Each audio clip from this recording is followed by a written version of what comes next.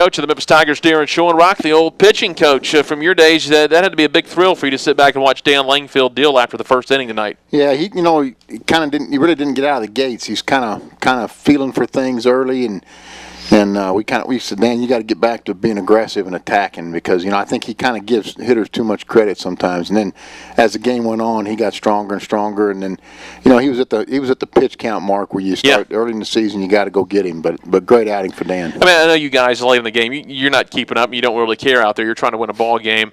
It would have been great to let him continue to try to strike guys out. He's one away from tying the record. But it's the second start of the year. He's at 119 pitches. It's dropped below 60 degrees.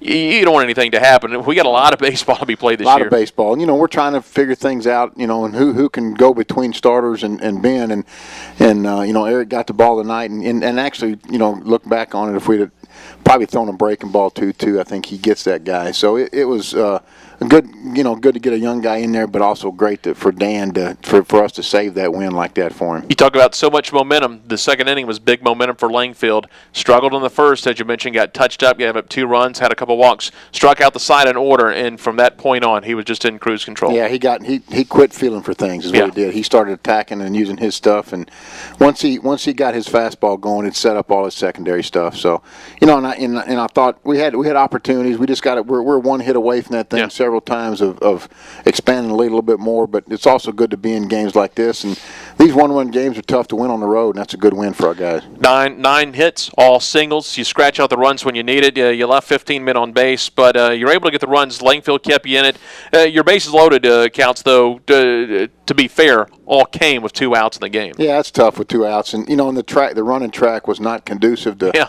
And I thought Rick got a great jump on that dirt ball read, and they threw him out. It's just very muddy at first. Great play.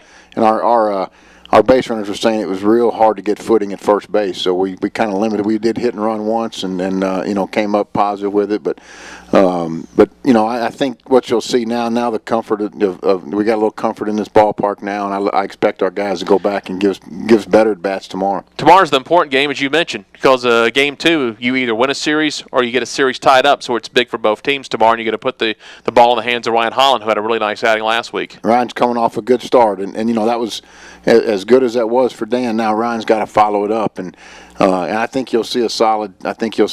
Performance from Ryan. He's not going to overpower guys like Dan did late in that game, but what he's going to do is pitch front to back, and I think he'll really work to keep some guys off balance. They got some strong physical guys in the middle part of the order.